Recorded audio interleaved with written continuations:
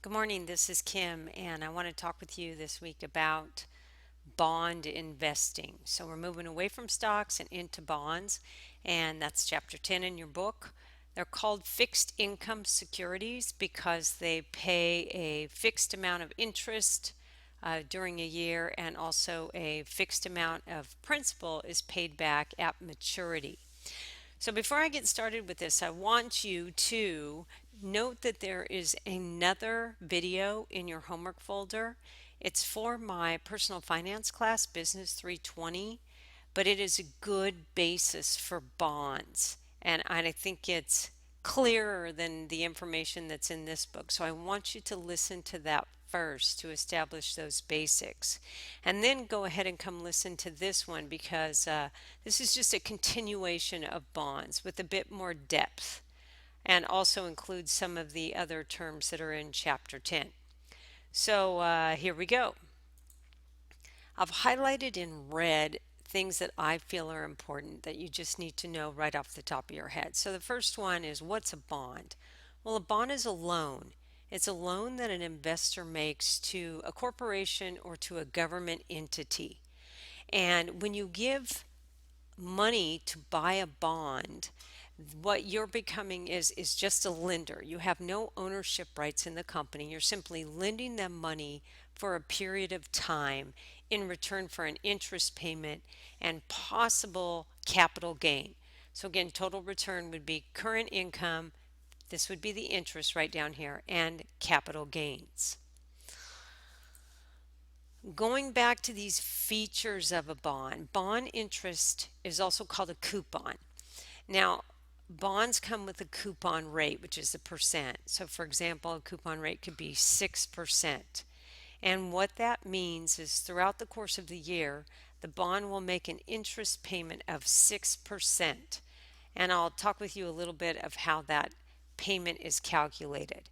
So interest is called coupon. The principal for all the bonds we're going to be looking at are $1,000. So it's $1,000, which is also referred to as par or face value.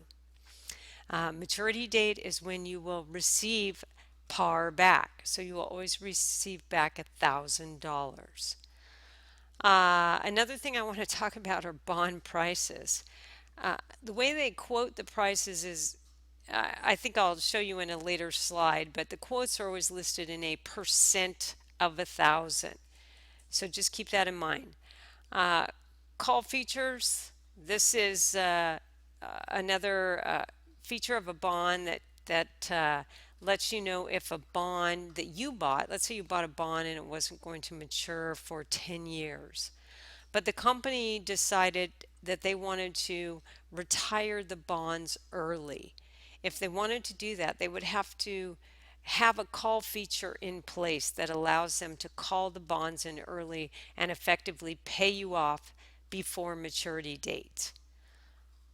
And then sinking funds are description of how the bond is going to be paid off at maturity. So if you know the company has set aside money to pay the bonds off.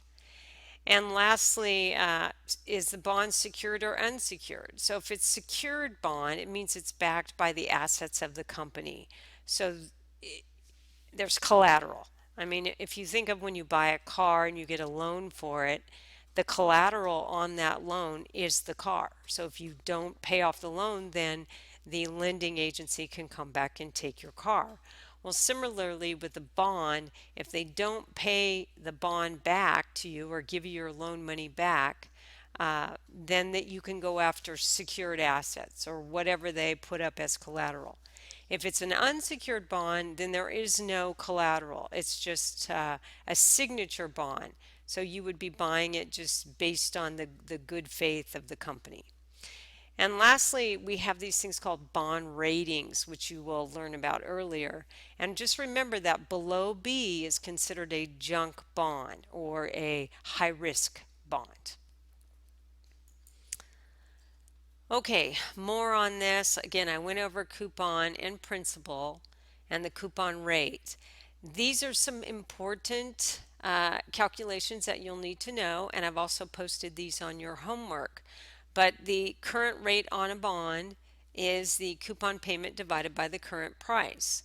And then just manipulation of the math here, the current price is the coupon payment divided by the current rate. So those will become more important when you do your homework problems, and I've included all of the formulas you'll need on your homework assignment specifically. Okay, next. Uh, Here is the biggest risk factor to bonds, and that is interest rates. These are these interest rates that are manipulated by or changed by Janet Yellen or the Federal Reserve. And the relationship is this: when interest rates rise, bond prices fall. Conversely, when interest rates drop, bond prices increase. Now, let me try to explain this. Let's suppose that you bought a 5% bond. So 5% coupon bond is going to pay you 5% times $1,000 a year. That's how you calculate the coupon payment, or $50. Now let's say that new bonds came out, or interest rates increased and new bonds came out at 6%. Well, at 6%, new investors are going to go for a 6% over your 5% bond. So the only way you're going to be able to sell your 5% bond, if you need to sell it before maturity, is you're going to have to lower the price at which the bond can be purchased. So again, all par value on bonds is $1,000, but they almost never trade it at $1,000. So for you to, again, sell your bond, your 5% bond, you're going to have to drop the price below $1,000 so that it is equivalent to a new 6% bond. And that is why this is the biggest risk factor. Now, I want you to relate that to what's happening in our economy right now. Interest rates are on the rise. They're going to go up because we need to normalize them. They were set very low when we were pulling out of a recession. They were set low to stimulate the economy and encourage people to borrow. But now the economy is stronger, as we've researched before, and bond prices are on the way up. So given that, you know that bond prices are going to fall because interest rates are going to rise. So that's an important concept to know. It is the biggest risk to bonds. I'm going to include a video on there, on your page, that talks about the relationship between interest rates and bond prices, again, for more clarity. Okay, so why bonds? Well, I have bonds in my portfolio for my clients. I also have bonds in their portfolios. And the main reason is they're lower risk than stocks. There's some predictability in bonds related to price and interest rates. There's also this fixed interest payment that bonds pay. And you can count on that payment, especially for high rated bonds. Next, they also offer diversification. So when we talked about correlated assets in the past, that is asset classes that move together, here's what could happen and has happened in the past with bonds. When we have trouble in the stock market, investors will pull their money out and run to something safer, which is typically the very large bond market. So again, we have assets that are not directly correlated. So when you move from the stock market, you generally go to the bond market. And that was especially significant when we went through the recession in 2008. There was a dash out of the stock market into the bond market. And so the bond market, driven by demand, went a lot higher. And those people made money in the bond market to cover losses they might have earned in the stock market. So again, it's a great diversifier. It has been proven that people do that flight to security when we have issues in the stock market. So I like it as a nice diversifier and a safer place for some of my clients' money and also some of my own. Here's a chart over time. This is the growth of $10,000 in the stock market. So you can see growth of $10,000 was up here in the red, and then we had 2002, or the tech bubble. Well, we recovered from the tech bubble and stocks earned more than bonds, and then we dipped into the recession. So again, stocks went way down, bonds continued to climb. And now, since the recession, the stock market is on its way up, and again, it's exceeding the bond market, which is the blue line. But look at this blue line. It's just not nearly as volatile as the stock market. Kind of a steady, lower risk option for our money. So people who are risk averse, which means you don't like risk, the bond is a safer a place for your money, so you don't experience these great swings in volatility. Okay, so here's a list of all the risk factors associated with bonds. And we especially want to pay attention to this because risk is a big deal. This is the risk of losing your money. So first we have this interest rate risk. I'm not going to touch on this anymore. Next we have purchasing power risk, or inflation. So think if you bought a bond today that was only paying, short-term bonds are paying maybe 1.5%. Well, if inflation goes up to above 2%, you're effectively not making any money on that bond, or you're not growing your wealth, because you're only making 1.5%, and inflation prices increasing is at 2%. So if inflation increases and you have a fixed coupon rate bond, then you have more risk. You're at risk for losing more of your wealth. The third type of risk is just financial risk, in that the corporation or the government entity that issued the bond isn't doing well, and they're not going to be able to make those coupon payments, or perhaps not even be able to pay the par value back at maturity. And then we have liquidity issues, although the bond market is very, very large.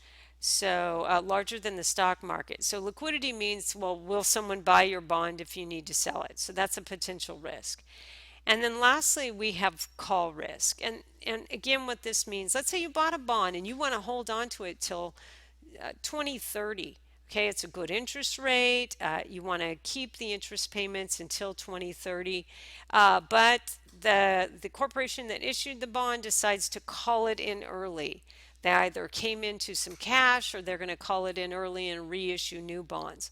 So this would be a risk to you, a risk that what you thought you were going to have until 2030 all of a sudden was called in, and now you don't have that bond at all. I just want to talk about maturity date. This is the date at which par value is paid back, and remember that par value is always $1,000.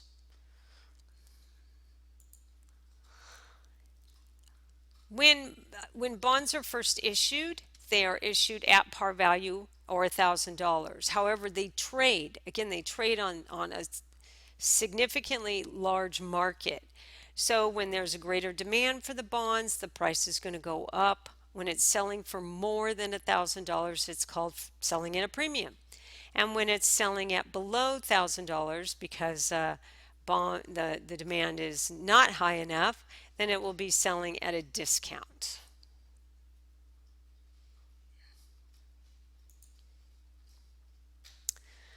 Okay, I'm going to get back here to how bonds are quoted. Just based on history, bonds were always quoted as a percent of 1,000. So if you look here, here's the quote price of the bond, 87.562. But again, what that really means is 87.562% of par, par being 1,000. So here's what I do. The quick and easy way is to determine the price of the bond is to move the decimal over one place to the right, which makes the bond price $875.62. That's it. Just know that's how it is. Now, treasuries are quoted a little bit differently. It's out of 1 point equals $10. So there's a bit more math. I'm not going to ask you to do this. You'd have to divide the the 16 by 32 or 94.5%, which means it's $945. But we're just going to stick with moving that decimal over one place and not worry so much about fractional costs. It's just important that you know that quotes are in a percent of 1,000.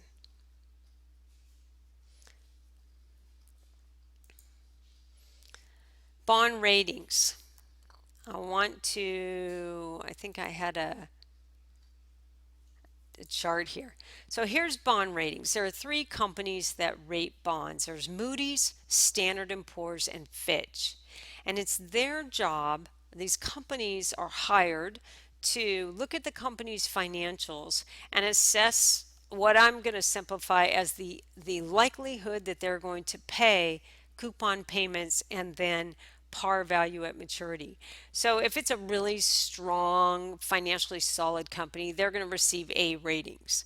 If it's, still a good company, but not as financially solid as it could be, they're going to give it a B rating.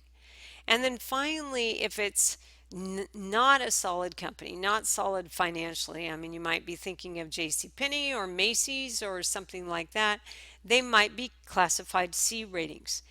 Anything below B rating is called a junk bond, which means for this type of bond, I think you can understand that we would expect a significantly higher coupon rate because there's significantly more risk that these companies won't be able to pay those coupon payments. So again, low risk up here, lower return. Medium risk, medium return. High risk, high return. We'll look at some bonds in a minute and I'll show you those. Okay. Oh, by the way, I want to point out here that A's and B's are the term for them is called investment grade. So these are investment grade bonds. C's are called junk bonds. Okay, like I said, the bond market is enormous, which means the likelihood of selling your bond is high and always bonds to buy. Also, I want to point out here that there are four main segments or flavors of bonds. There are Treasury, federal government, agency, federal agency, munis, which is state and local government, and they have some special features, and lastly, corporate bonds. There's some tax implications with munis in that you don't pay federal tax on a municipal bond. And if the municipal bond is issued in your state, then you also don't pay state tax. And then treasury bonds are just exempt from state taxes also. Okay, again, this is just a more explanation of each of these segments. So here's treasury bonds. They're issued with several different maturity dates, 2-year, 3-year, 5-year, 30-year. Those would be very long-term bonds. The annual interest payment, again, it's that coupon multiplied by par, could be paid and mostly is paid twice a year.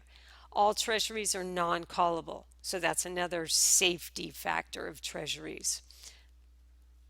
Of course, they're backed by the U.S. government, so despite the fact that our federal government is significantly in debt, they'll always pay the interest on their bonds. Kind of interesting. Next segment.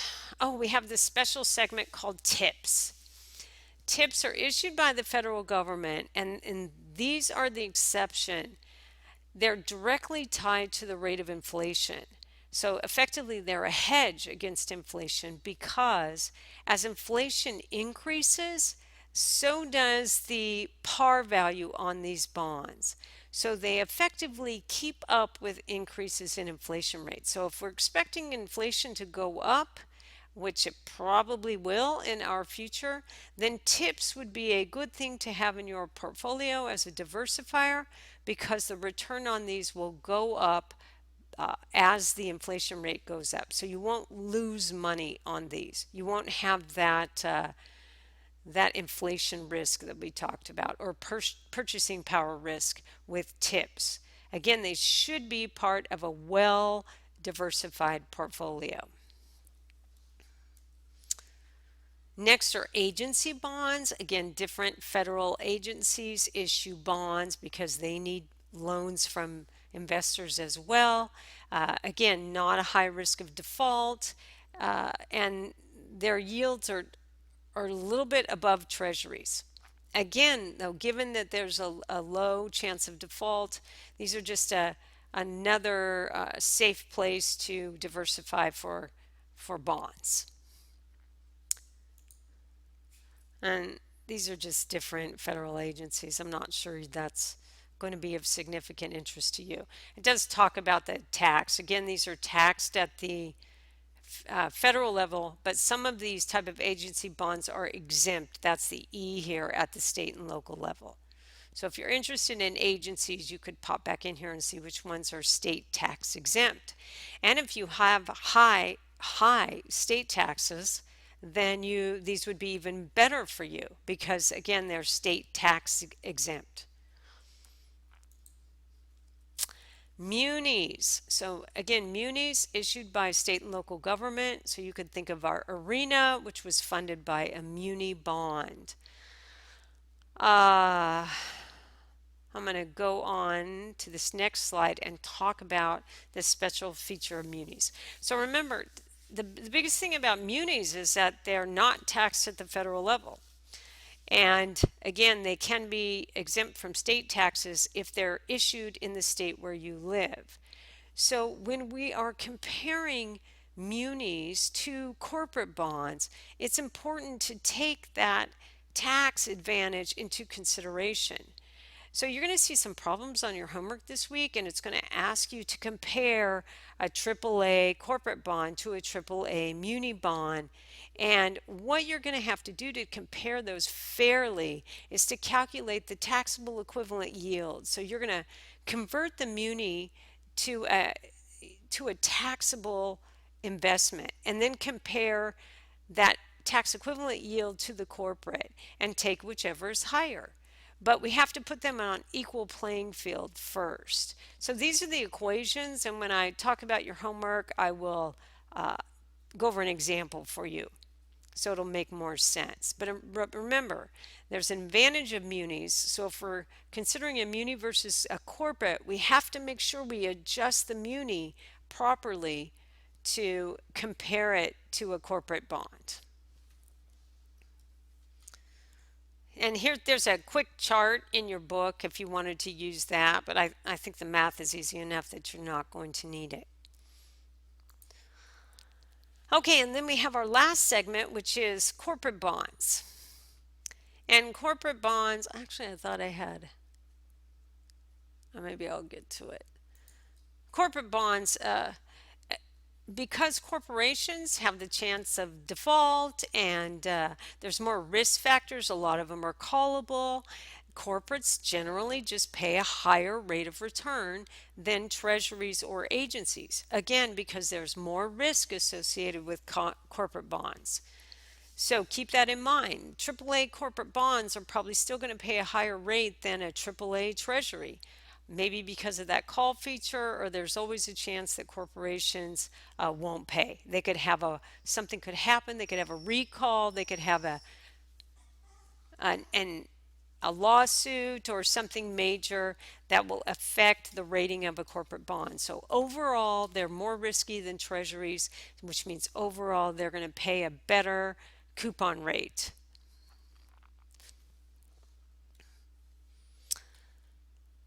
Zeros are not my favorite, and I'm not even going to go over them. They're in your book. I'm not going to ask you questions about them, but what you should know is that zero is sold at a deep discount, and then the interest payment or the coupon payment is added on to the value of the zero each year until it grows at maturity, which would be par value or $1,000.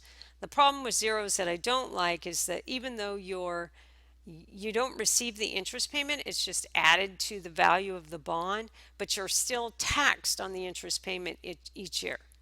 So there are only some special situations where zeros make sense. Okay, we have more mortgage-backed bonds. issued again by federal agencies. Again, these bonds are comprised of a whole bunch of mortgages, and if the if the mortgages do well, or, people who took out these mortgages have the ability to pay, then again, these are pretty safe. There's another type of mortgages which you should recall, which were CMOs, and it's these type of mortgages that were the basis for The Big Short. I don't know if you saw that movie, but this is where there were a whole bunch of mortgages packaged together, and sort of buried deep into these tranches were a bunch of mortgages that were highly likely to default, and so they were junk. They were issued during our crisis when people should not have been receiving a mortgage because they didn't have the financial backing to support a mortgage.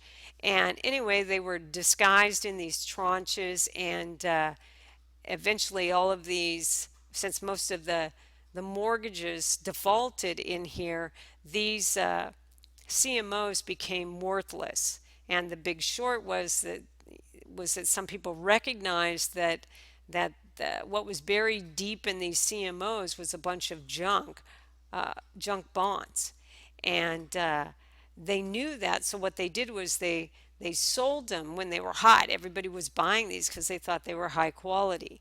And then they knew that eventually, over time, that these would fall down and eventually become junk bonds and had to be dumped in the market at a significantly lower price, which is when they covered their short. But the spread between what they sold them for and then what they bought them back for when the market collapsed was huge, and they made a significant amount of money. So if you haven't watched The Big Short, I'd advise you to do so. It's a very good movie, and it really gets to the heart of what happened during the housing crisis and how these CMOs affected our recession. Okay, and then I talked about junk bonds. Those are just below B rated bonds, not of high quality. And then we also have foreign bonds. And these could be very good bonds. These could be corporate bonds issued in from other countries, but they could be highly rated.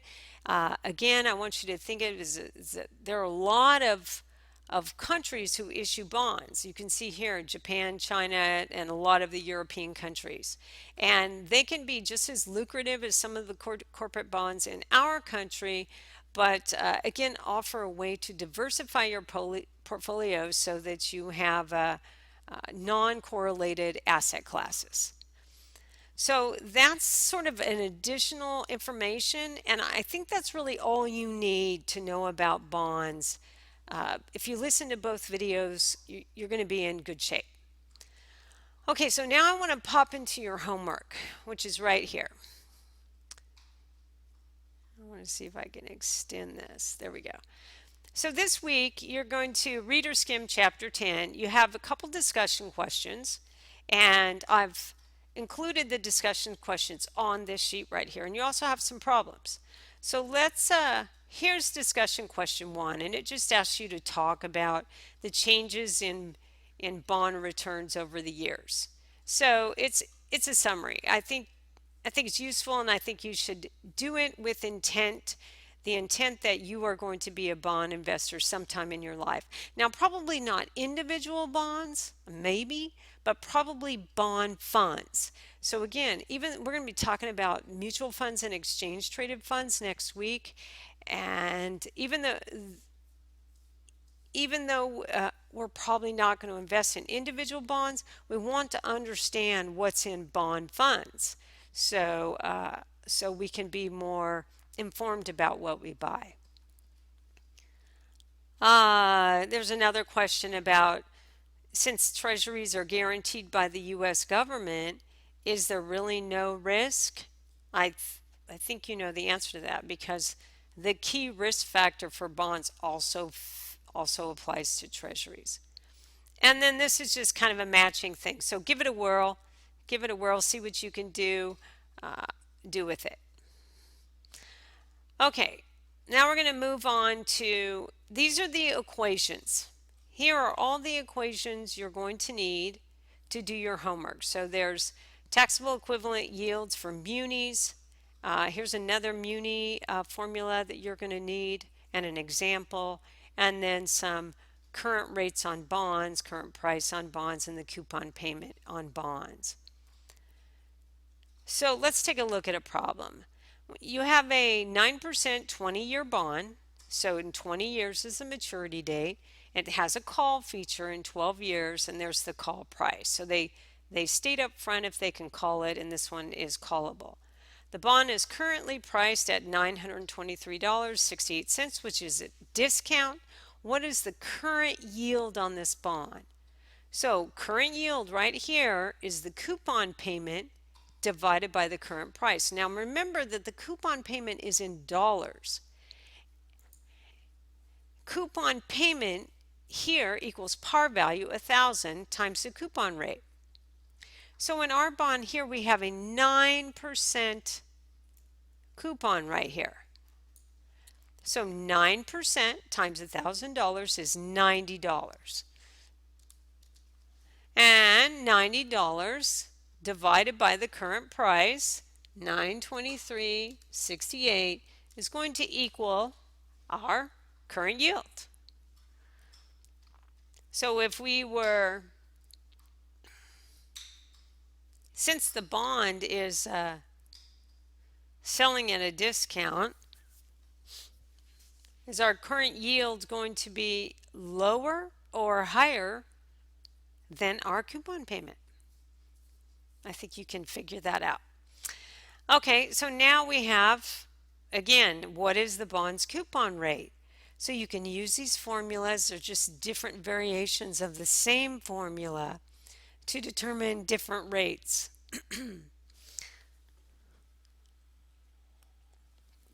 All right, in 10.4, 10.4, 10.5, and 10.6 have to do with munis, comparing different types of bonds. And this is real. When you go to purchase different types of individual bonds, you're going to look at your different options. And you're going to have to do some tax equivalent yields to see if you should purchase a muni or if you should purchase a corporate. So give these a whirl. They're just practice. And I think you're going to be fine with it. There's a lot of information, but it's, again, only applying. There's no other formulas necessary except for the ones that are posted on this homework. So I hope that helps. I want to go and show you one more thing. So I'm going to go out here, and I'm going to go to Vanguard. I'm not going to log on, but I'm going to just go to the home page. And under investing in Vanguard, I'm just going to look at CDs and bonds. Find CDs and bonds. I'm going to do, so here they are under the quick search. When you have a brokerage account, you can go look at treasuries, agencies, munis, highest grade. Munis are rated. Treasuries are all AAA. Agencies are going to be AAA. Munis are rated because we have had, you can think of them, states and counties here in California who are not in good shape.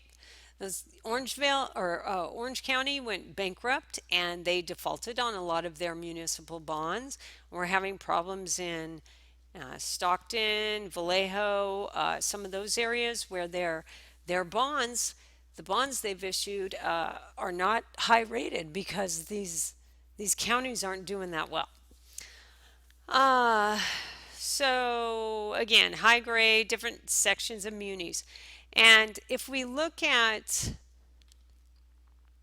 the highest grade munis, do not have as high as a return as investment grade munis that are not rated AAA. So again, for that additional risk that we're going to take on, perhaps the ability to maybe something will happen and they won't pay, they're going to have to pay us a larger coupon rate. These would be the coupon rates because we're taking on more risk. And same with corporates. Here is AAA corporates. They're paying 5-year yields of 2.4%. But if we get maybe lower grade corporates, they have to pay us more because we're taking on more risk. Now again, in a rising rate environment, I'm not sure it's a good idea to buy 5-year corporate bonds because as interest rates go up, the value of these corporates is going to go down. And then 30 years, we could lock in our money for 30-year bonds and receive this 6.81%. I'm actually going to click on this and see what's out here. So these are corporates. Again, there's the price. So that's a percent of 1,000. We would move the decimal over 1 point to get the price, and it's going to be $984.64. This is the agency issuing the bond, and you can tell right here it has some calls. So this is a callable bond, another risk. The maturity is 2047, but the rate is 6.75%. We have Kohl's. Kohl's has some callable bonds out there. Deeply discounted. So, there's going to be some issues with Kohl's. Again, paying 6.3%. HP has a bond out here. Ford, etc. Now, Ford, these are selling at a premium. So when we move the decimal over here, this is selling for $1,500. And so on. So you could pick, again, whatever bonds you want. Maybe do some research, read they have a prospectus on each one of these bond issues. And so before you're ever going to buy individual bonds, you're going to make sure that you feel like the company is going to be able to pay. Okay, so that's how you would look up individual bonds. Highly unlikely you'll be getting some individual bonds. What you're most likely going to be purchasing are bond funds. So again, understand the composition of bonds so it makes more sense when we go to look at what's in bond funds. Okay, I hope that helped. This was a long video. I'm sorry. I'm signing off now, and I want you to have a fantastic week. Thank you.